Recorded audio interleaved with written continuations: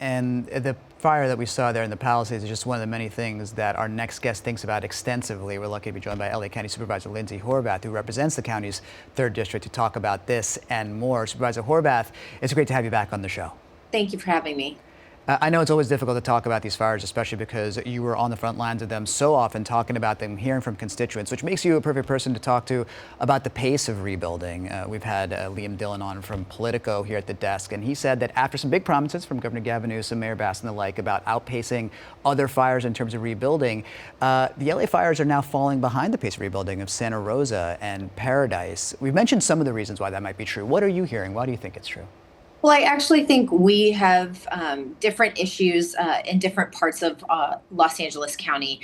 In the unincorporated 5th District, it's flatter land, and I know that my colleague Supervisor Barger has been working hard to advance redevelopment for the community there. In our region, in the 3rd District, we have very unique topographical, geological concerns, and so we are working very closely with our neighborhoods to address those. Just recently, we broke ground on more than 20 homes all at once in Sunset Mesa, and it's moving at scale that allowed us to move quickly on the debris removal process. And now we need to move at scale in the rebuild process. And that's why we've been pushing the creation of a rebuild authority to centralize this work, to take it out of our status quo systems, and to get people on an even more accelerated path. And we've been doing that in the county. We're going to fund that effort, as well as the redevelopment of infrastructure. We've already advanced a project hundreds of millions of dollars ahead of schedule into Carbon Canyon, water infrastructure that is desperately needed in Malibu, serving the entire region. And we're going to continue to make those kinds of investments because we know our homeowners want to know it's safe for them to come home for years to come. You know, when we think about the nexus point between rebuilding, housing inventory, people who are strapped for rent money, I mean, all these things are connected. It winds up impacting what we see on our streets around LA with homelessness. And we talked a lot about LAHSA and the motion that you co-authored, which passed to essentially divert LA County funds from this joint city-county agency and authority, and to stand up a county level centralized authority for these homeless services. And we know that that's fully implemented, according to the measure, July 1st. So people want to know what happens then after July 1st from a county level, from a LAHSA level. You have a motion on this coming up, but what kinds of things are you looking at? Well, you're absolutely right. People passed Measure A because they want accountability on where their hard-earned dollars are going. Everything is more expensive. Everything feels harder. The cost of living is a challenge. And so they need to know that there's a system they can trust their dollars to go into. We have seen that LAHSA is not that system. And we have called the question as a county to say, we're not going to continue to invest hundreds of millions of dollars every year into an agency that can't pass an audit. So we have stood up our own department to deliver those services, to have direct fiscal oversight through our auditor controller as those contracts are going out and being administered. But most importantly, July 1st, the county will no longer initiate new contracts through LAHSA. All of that work is going to be done through the county. And as those contracts are coming into our new department, we're auditing them to make sure that people are actually getting the services that they're supposed to be getting. And if they're not, those contracts won't be paid, and they certainly won't be continued.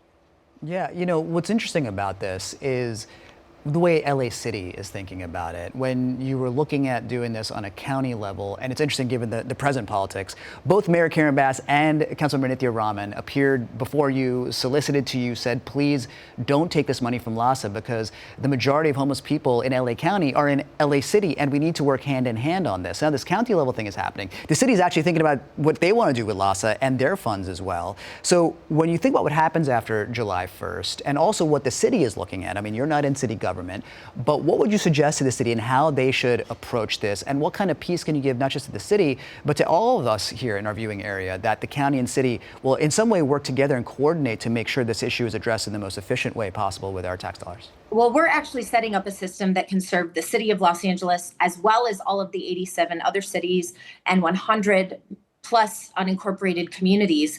LAHSA was never designed to do that. And so when we're not thinking and acting as a region, we're not able to effectively solve these problems. This department that we've created inside the county can serve the whole region. The Emergency Centralized Response Center, the ECRC that we created, is intended to be that centralized center for everyone throughout Los Angeles County. And I have brought council members from the city of Los Angeles. The controller came in and toured himself as well.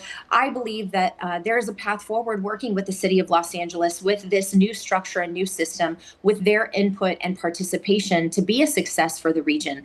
We know that the system that existed before wasn't delivering results, and just continuing to throw more money at it isn't going to change that outcome. And I think we've certainly heard from our city leaders that they understand that.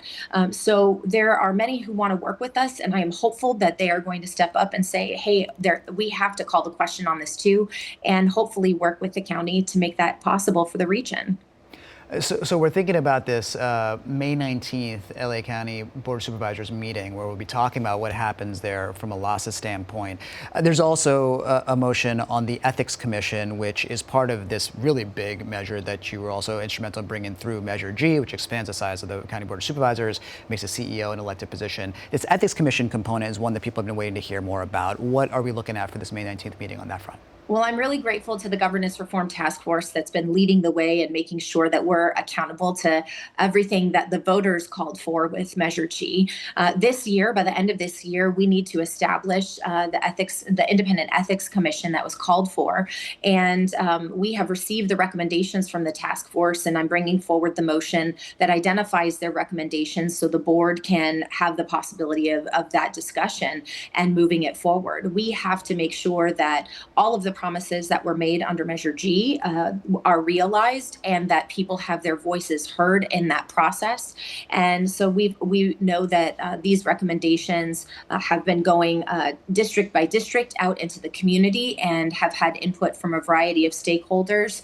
And these recommendations will allow county governance to be held accountable to more ethical standards. Right now, there are a handful of different departments that handle different aspects of what ethics could be, but this brings comprehensive reform and change to how the county does its work and how we steward your public dollars. Transparency, ethics, huge talking points in local government. So it's going to be very interesting to see that play out. It's a busy time in LA County. We have the D-line extension happening with some stops along Wilshire, which in your district, I know you say it's the fastest way to get from DTLA to Beverly Hills and beyond. And there's so much more to talk about. And we're going to have to invite you back hopefully next time at the desk. And it's great to see you. I can't wait.